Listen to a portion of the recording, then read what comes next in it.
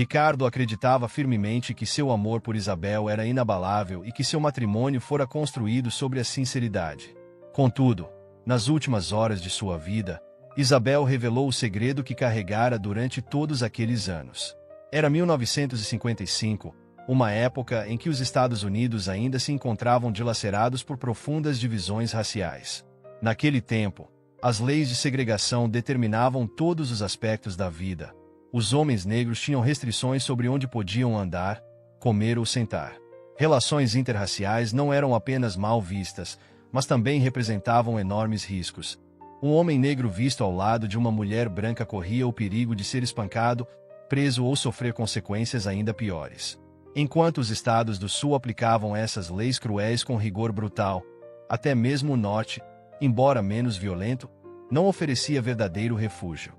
O jovem Ricardo cresceu em uma cidade pobre do Sul, aprendendo cedo as duras lições da vida ao observar seu pai trabalhar como operário em uma fábrica e sua mãe, que passava os dias limpando residências de famílias brancas.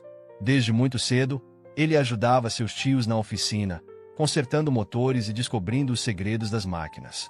Aos 18 anos, já trabalhava como mecânico em uma pequena oficina, uma das poucas oportunidades de emprego honesto para um homem negro que desejava evitar o constante olhar de um patrão branco. Ricardo era alto e esguio, com a pele tão escura quanto o ébano polido, e exalava uma confiança silenciosa que incomodava muitos homens brancos e fascinava as mulheres da mesma cor. Era uma combinação perigosa naqueles tempos, mas ele sempre agiu com cautela, pois conhecia bem o destino daqueles jovens negros que ousavam lançar olhares proibidos, até que conheceu Isabel. Isabel fora criada no luxo, sendo a filha querida de uma família branca de prestígio. Ela jamais conhecera a pobreza, passando sua infância em vestidos finos e sapatos caros, enquanto seus dias eram preenchidos por aulas de boas maneiras e eventos sociais destinados a moldá-la na dama ideal do Sul.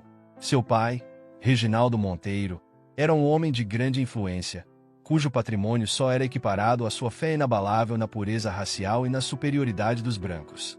Contudo, Isabel nunca se sentirá confortável naquele ambiente sufocante. Ela se via oprimida pelas expectativas e ansiava por algo diferente.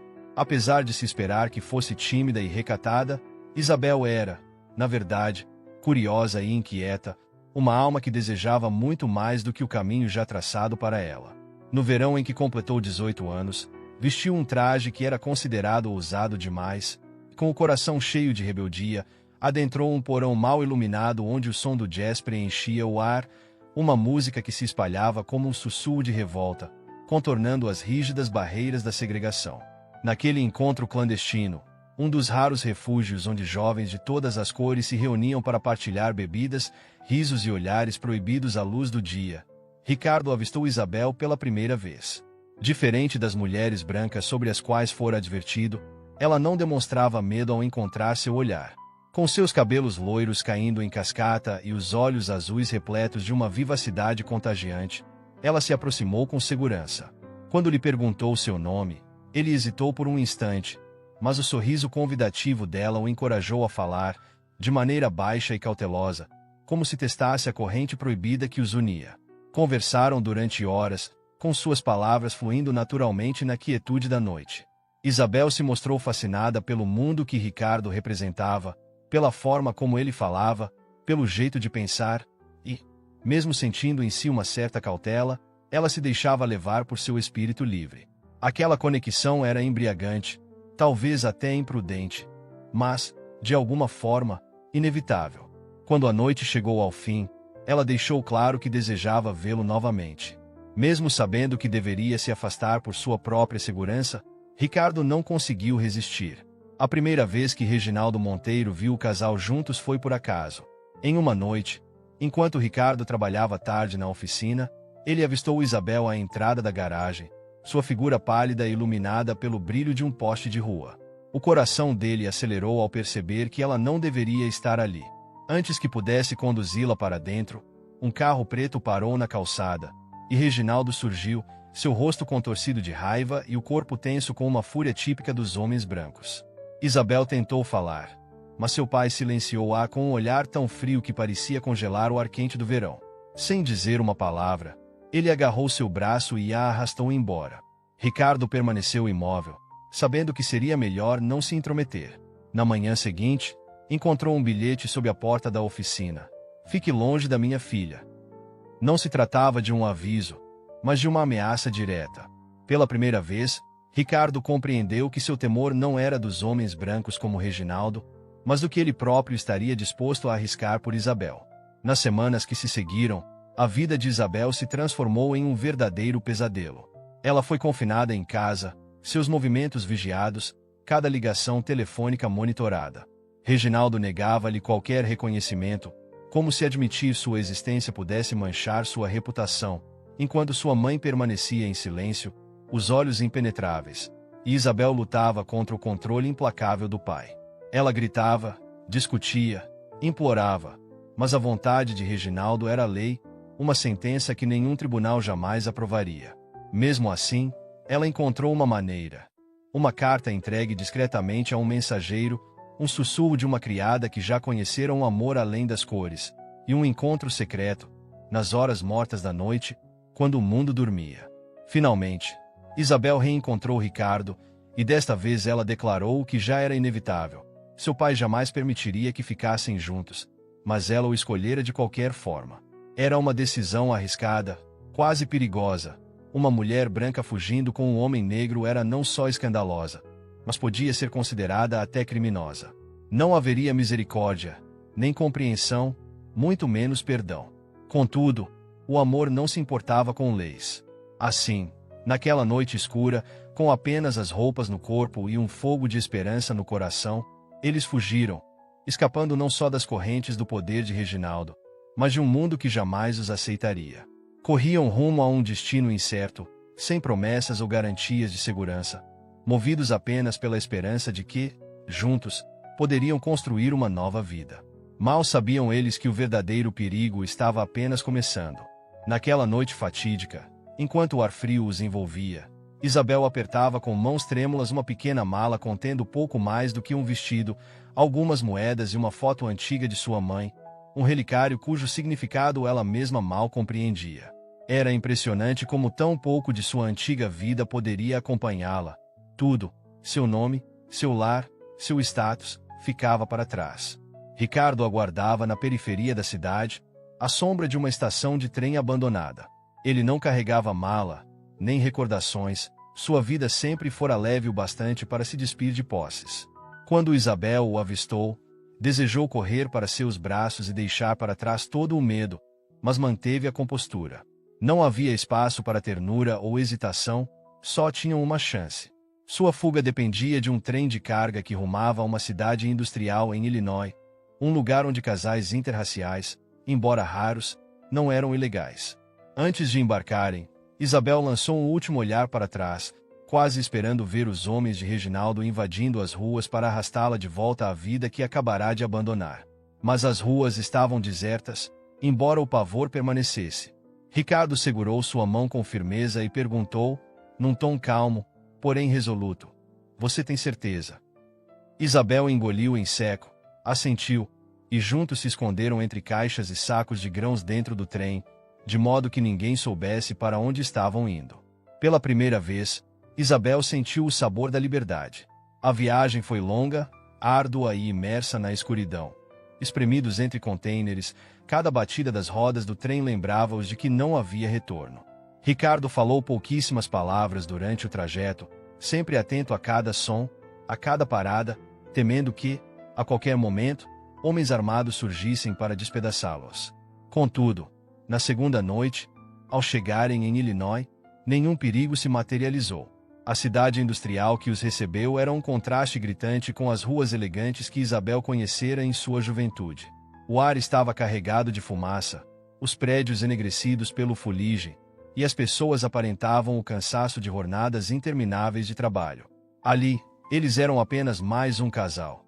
Ninguém lançava um olhar especial a uma mulher branca andando ao lado de um homem negro. Não se tratava de aceitação, mas de pura indiferença, e isso lhes bastava. Encontraram abrigo em uma pequena pensão, com paredes finas e quase nenhuma privacidade. O modesto quarto mal comportava a cama estrita que deveriam, mas era esse o lar. Ricardo passou a trabalhar em turnos de 12 horas em uma fábrica de aço local, enquanto Isabel conseguia um emprego como costureira. Seus dedos logo formaram bolhas devido às longas horas na máquina de costura. A vida era dura e muito distante do conforto que ela conhecera, mas ela não reclamava, pois havia escolhido conscientemente aquele destino. O casamento foi uma cerimônia simples em uma minúscula capela na periferia da cidade, sem convidados, sem decoração luxuosa, sem música. Apenas um modesto padre que recitava os votos num tom suave. Não houve anel ou celebração, somente a troca silenciosa de promessas entre duas almas para as quais o mundo pouco importava. Quando a cerimônia terminou, Isabel saiu e olhou para o céu, sentindo o peso daquele momento se acomodar em seu peito. Ela não era mais Isabel Monteiro, a filha do privilégio. Agora, era Isabel Carter, esposa de um homem negro em um mundo que jamais os aceitaria por completo. E, ainda assim, naquele instante, sentia-se mais leve do que jamais fora. O primeiro ano de casamento foi uma verdadeira provação.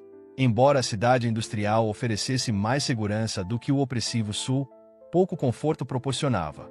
Os colegas de Ricardo evitavam-no, incertos sobre como tratar o homem que fugira com uma noiva branca, enquanto as mulheres locais olhavam Isabel com uma mistura de pena e desconfiança, sem saber se ela estava perdida, confusa ou simplesmente ingênua. Ela era tolerada, mas nunca verdadeiramente acolhida. O dinheiro era escasso, e muitas noites dormiam com a fome apertando. Isabel aprendeu a remendar roupas até que restassem apenas retalhos unidos por pontos de costura, enquanto Ricardo esticava cada centavo, negociava no mercado e fazia horas extras até seu corpo doer. Ainda assim, amparados pelo amor, eles persistiam, embora esse amor não fosse capaz de eliminar por completo o medo que os acompanhava. O pai de Isabel jamais a havia esquecido. Cartas começaram a chegar à pensão, cada uma mais fria que a anterior. A primeira ordenava que ela voltasse para casa imediatamente. A segunda advertia: "Você não entende o que fez." A terceira ameaçava: "Você vai se arrepender." Em um ato de determinação, Isabel queimou cada carta, mas o terror que carregavam permaneceu. Reginaldo não era homem de admitir derrotas. Um dia, ele a encontraria, e ela não sabia quais horrores então desencadearia. Esse medo invadiu seus sonhos e a perseguiu durante o dia. Sussurrava pelo movimentado mercado quando homens de terno a encaravam por tempo demais, e ecoava nas passadas que ela ouvia à noite. Sem querer sobrecarregar Ricardo com seus temores, ela começou a economizar dinheiro em segredo. Primeiro algumas moedas escondidas debaixo do colchão, depois algumas cédulas guardadas na bainha de seu vestido. Convencia-se de que aquilo era apenas uma precaução, um hábito nascido de um temor profundo. Embora tivesse escolhido Ricardo, ela temia, secretamente, que chegasse o dia em que precisaria deixá-lo para trás. Os anos passaram, e a vida na cidade industrial se acomodou em uma rotina rigorosa e previsível. Nunca foi fácil ou confortável, mas era a vida deles. Ricardo trabalhava incessantemente, voltando para casa com as mãos marcadas pela fuligem, enquanto Isabel costurava até que suas mãos delicadas se tornassem ásperas e calejadas. Juntos, foram construindo sua existência, tijolo por tijolo, até o dia em que seu primeiro filho nasceu. Isabel se encheu de pavor ao pensar na maternidade. Antes, imaginara a alegria de ver um recém-nascido nos braços de Ricardo e sentir a família crescendo. Mas ao ver o pequenino envolto em um cobertor, um sentimento diferente a dominou, uma profunda culpa, pois ela não conseguia deixar de recordar o filho que fora obrigada a entregar. Com 17 anos, antes mesmo de sua vida tomar o rumo que a levaria a Ricardo, sua família escondeu sua gravidez, disfarçando-a de enfermidade. O bebê, um menino que lembrava muito o que agora tinha em seus braços, foi retirado dela quase sem que pudesse segurá-lo, encaminhado para uma adoção silenciosa, a fim de que o nome Monteiro se apagasse para sempre. Isabel chorou por semanas, e embora o tempo tenha suavizado um pouco a dor, a culpa jamais a abandonou. Após conhecer Ricardo, ela enterrou aquele passado sob a nova vida e o amor que encontrara. Mas, ao embalar o seu recém-nascido, as lembranças voltaram com força. Havia outro filho, um menino que ela havia abandonado, uma parte de si que perderá. Esse segredo jamais foi revelado a Ricardo, e a angústia que carregava era como uma dor constante, enquanto depositava todo o seu amor no filho, João. João cresceu rapidamente, com a pele sendo uma mistura harmoniosa das cores de seus pais, os olhos tão intensos quanto os de seu pai e o sorriso terno como o de sua mãe. Ele era a primeira prova viva do amor que haviam construído juntos. No entanto, Isabel não conseguia se livrar da sensação de que algo faltava. Muitas vezes, imaginava se o filho perdido teria herdado suas feições, se carregaria o olhar sereno de Ricardo ou se ansiaria pela mãe que nunca conhecera.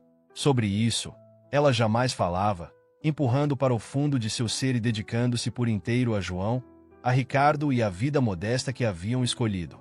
Mas, como o destino costuma fazer, o passado tendia a ressurgir de maneira inesperada. Com o tempo, veio outra criança, uma garotinha vibrante chamada Lili.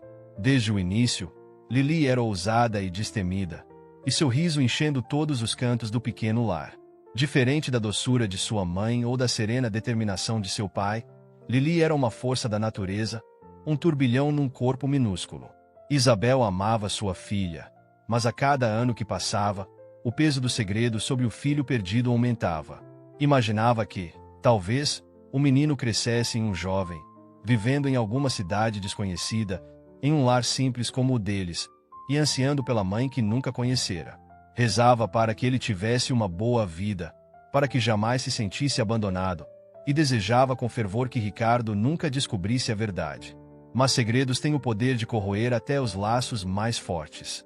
Aos poucos, Isabel tornou-se mais silenciosa e retraída, uma mudança que Ricardo não deixou passar despercebida.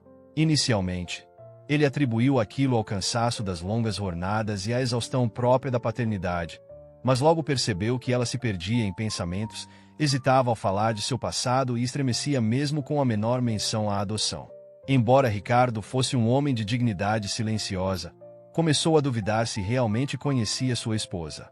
Isabel sempre soube que o casamento não era um conto de fadas. Desde criança, ela entendia que amor e sobrevivência muitas vezes seguiam caminhos distintos. No entanto, jamais imaginara que se encontraria presa numa união que combinava os dois. Ricardo era um marido constante, paciente, confiável e trabalhador, que cuidava de sua família sem jamais reclamar.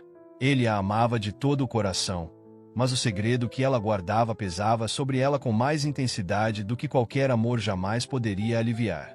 Pois, ao se casar com ele, não fora por amor, mas sim por um desespero em fugir da vida que seu pai lhe impunha.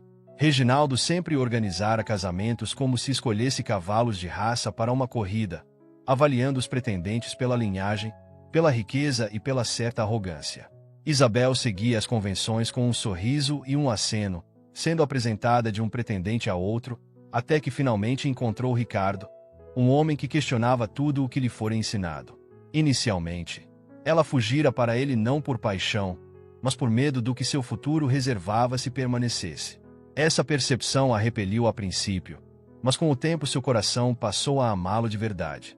Ela adorava o jeito como ele lhe dava um beijo suave na testa todas as manhãs antes de sair para trabalhar, como acalmava os filhos com uma voz profunda e reconfortante e como jamais elevava a voz, mesmo quando irritado. Ainda assim, ela nunca revelou que aquele casamento fora fruto da necessidade de escapar, e não de um puro desejo. Ela convencia a si mesma de que, no fim, pouco importava como tudo havia começado, o importante era que os caminhos os levaram até aquele momento. Mas então surgiram os murmúrios do mundo exterior. As mulheres no mercado sussurravam como se Isabel tivesse perdido a razão, os homens zombavam discretamente sempre que Ricardo passava, e até os filhos, com inocência, perguntavam: "Mamãe, por que o papai parece que não pertence aqui? Por que os outros dizem que somos diferentes? Por que o vovô nunca aparece?"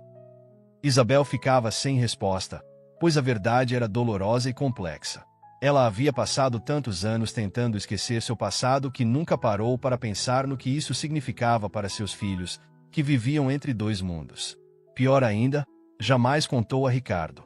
Nunca confessou que, nos primeiros meses desesperadores, quando a exaustão e o medo a dominavam, ela cogitou a ideia de deixá-lo, contando secretamente o dinheiro que escondia, imaginando se seria suficiente para fugir com as crianças. Embora nunca tivesse intenção de abandoná-los, esse pensamento a assombrava constantemente. Ricardo não era bobo.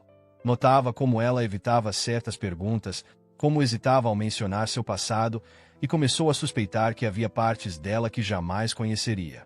Perguntava-se se ela o amava de verdade ou se ele fora apenas uma válvula de escape.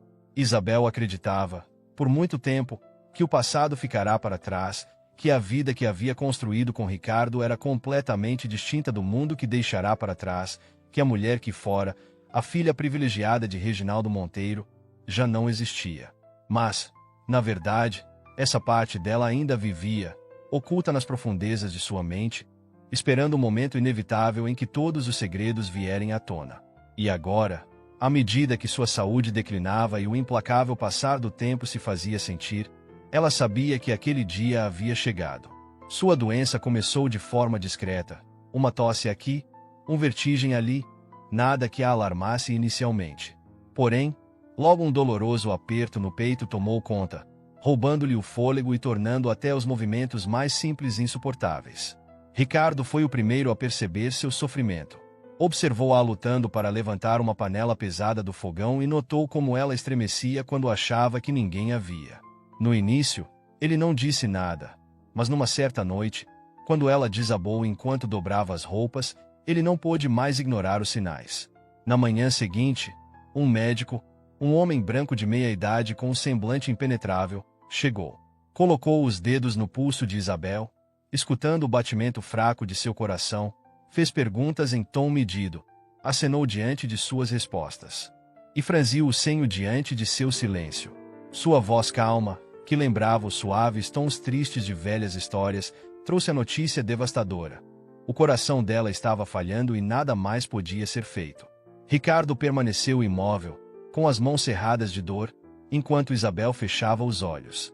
Em vez de sentir medo, ela experimentava apenas um profundo cansaço, uma resignação frente a uma vida marcada pela fuga constante dos fantasmas do passado. Talvez, pensou, era hora de finalmente parar. Mas Ricardo recusava-se a aceitar. Durante dias, buscou outro médico, outra esperança, mas toda a resposta era a mesma. Seu tempo era curto. E, no fundo, Isabel sabia que, antes de partir, precisava revelar os segredos que carregara por tanto tempo. Numa tarde, enquanto o sol se punha e o ambiente se tingia de uma luz suave e desvanecida, Isabel chamou Ricardo para se sentar ao seu lado. Ele hesitou, sentindo a gravidade final em sua voz. E então ela começou a contar tudo: o dinheiro escondido, as dúvidas e os medos dos primeiros anos de seu casamento, e o fato de ter cogitado deixá-lo, junto com os filhos. Com a voz trêmula, revelou a dolorosa verdade de seu passado. O primeiro filho que fora forçada a entregar, o menino que lhe foi tirado antes mesmo de ela poder conhecê-lo, e a vida que seu pai lhe impusera. Falou da inflexível dominação de Reginaldo, de como, mesmo após sua morte, sua sombra jamais a abandonara. E por fim, a verdade mais dolorosa: ela não havia se casado com Ricardo por amor, mas sim por puro medo, uma fuga desesperada de um destino traçado para ela. Ricardo ouviu em silêncio, o semblante indecifrável. Lágrimas escorriam pelo rosto de Isabel enquanto ela confessava que, apesar de todas as mentiras, segredos e erros cometidos, tinha passado a amá-lo de forma profunda e verdadeira, e esperava que esse amor pudesse, no fim, curar as feridas do passado. Nos dias que se seguiram, Ricardo falou poucas palavras. Cuidou dela com ternura, segurando-a quando a dor se tornava insuportável, enxugando o suor de sua testa nos momentos de febre e carregando-a suavemente para a cama quando suas forças se esvaíam. Jamais expressou sua própria angústia. Nenhum dos dois buscava explicações, pois havia coisas que era melhor deixar em silêncio. Nos braços dele, pelo menos por breves instantes, ela se sentia segura. Então, em uma noite fria, quando o gelo se infiltrava pela modesta casa e seu corpo se tornava pesado demais, ela se aninhou em seus braços. Ricardo murmurou algo tão baixo que ela mal conseguiu ouvir, e, ao fechar os olhos para sempre, um pequeno sorriso surgiu em seu rosto, como se, naquele instante, ela acreditasse que ele a havia perdoado, ou como se isso nem importasse, pois o amor não se baseia na perfeição, mas na coragem de permanecer, mesmo quando o passado jamais pode ser desfeito. No silêncio que se seguiu, a casa pareceu imensamente vazia, uma ausência que não se limitava ao riso de Isabel, ao suave murmúrio de suas tarefas diárias ou ao sutil farfalhar de seus movimentos, mas ao peso de todas as palavras não ditas e das memórias guardadas. Ricardo não ousava perturbar o lugar onde ela dormira, deixando o travesseiro intacto, como se quisesse preservar sua lembrança. Mas a verdade era inegável. Ela se foi, deixando com uma vida repleta de segredos ocultos. A confissão final dela havia despedaçado algo dentro dele, não por causa das mentiras, mas porque ele jamais suspeitara da profundidade do passado que ela escondia. Todos aqueles anos em que haviam compartilhado alegrias e uma quietude reconfortante pareciam agora sustentados sobre um alicerce frágil e ilusório. Ele se perguntava se a vida que construíram não fora nada além de uma elaborada ilusão, se ela realmente o escolhera ou se ele fora apenas uma forma de escapar de um destino que tanto temera. Ricardo lutara a vida inteira para ser reconhecido como homem digno de respeito em um mundo que constantemente o menosprezava.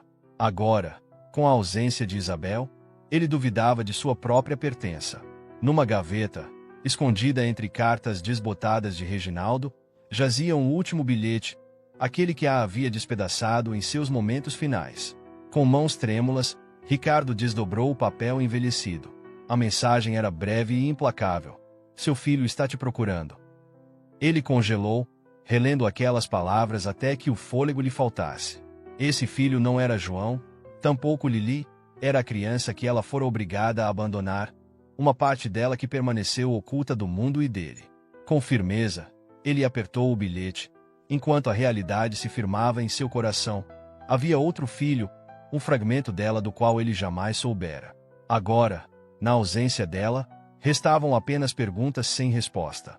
Ricardo permaneceu ali, em silêncio, encarando o bilhete e lutando contra a verdade de uma vida que ele nunca conhecera por completo. Pela primeira vez desde a morte de Isabel, permitiu-se lamentar não só por ela, mas pela família que acreditara entender, uma vida que agora reconhecia ter sido assombrada pelos fantasmas de um passado do qual ela tentará desesperadamente fugir. A casa soava diferente sem ela, não apenas vazia, mas carregada com o peso de palavras não ditas e memórias reprimidas. Durante décadas, Ricardo acreditara conhecer Isabel, que o amor que compartilhavam era sólido e inabalável. Mas, nos dias após sua partida, essa convicção desmoronou como areia escorrendo por entre os dedos. Sentado à mesa da cozinha, com o bilhete diante de si, sentiu como se uma ferida jamais parasse de sangrar. Isabel carregara aquele segredo durante todos aqueles anos, até que ele se tornasse impossível de ocultar. Enquanto fitava as letras desbotadas, questionava-se como ela fora capaz de esconder tal verdade enquanto compartilhavam refeições, risos e noites silenciosas. Será que ela planejara levar esse segredo consigo para sempre? Ela já havia confessado tantas coisas antes de partir. O dinheiro escondido, suas dúvidas, até mesmo o fato de que seu casamento não começara por amor. Mas esse único segredo ela sempre guardara, e agora Ricardo se via sozinho para lidar com ele. João e Lili não compreendiam plenamente a dimensão dos segredos de sua mãe. Também eles viviam seu luto de maneira silenciosa. Para Ricardo, Isabel fora mais que esposa ou mãe. Ela fora sua parceira, seu porto seguro, a pessoa em quem mais confiara. Agora, com sua ausência, ele passava a questionar o que fora realmente verdadeiro e o que fora uma elaborada ilusão construída ao longo dos anos. Será que o amor poderia subsistir se tivesse nascido de uma mentira? Ele não sabia, nem estava certo se desejava descobrir a resposta. Nos dias seguintes, Ricardo retornou ao ritmo constante do trabalho na fábrica de aço, o único elemento que permanecia em seu mundo despedaçado. A fábrica não se importava com sua dor, exigia, dia após dia, o mesmo esforço físico. Contudo, nada podia esconder a mudança que acontecerá em seu coração. Ao caminhar pelo mercado, ele sentia o olhar silencioso dos estranhos e as perguntas não ditas que pairavam no ar. À noite, ao estender a mão em busca de Isabel, encontrava apenas o vazio frio ao seu lado, e cada vez que abria a gaveta e via o bilhete provocador, a verdade sobre o passado oculto o atingia novamente. Numa noite tranquila, depois que as crianças adormeceram, Ricardo sentou-se novamente à mesa e desdobrou o bilhete. Não havia nome nem endereço, apenas aquele fato amargo: um filho estava à sua procura. Ele lutou com esse pensamento por semanas. O que haveria de ganho em buscar essa criança desconhecida, um estranho que jamais fora parte de sua família? Mas, então, surgiu outro pensamento. E se fosse seu próprio sangue, arrancado pelo destino, alguém que merecesse conhecer a verdade? Com essa possibilidade emergindo, numa manhã enevoada, antes mesmo do amanhecer, Ricardo deixou a casa. Com o bilhete firmemente em mãos, dirigiu-se ao correio, decidido a encontrar o filho que estivera escondido por tantos anos e a revelar a verdade que lhe fora negada, mesmo que isso significasse destruir tudo o que construíra. Pois o passado já lhe tomara tanto, e ele se recusava a permitir que levasse mais algo. Se esta história tocou seu coração, inscreva-se para mais relatos. Compartilhe com seus amigos, deixe seus comentários. Se desejar ouvir outras narrativas envolventes, confira também nossos outros contos. Até a próxima!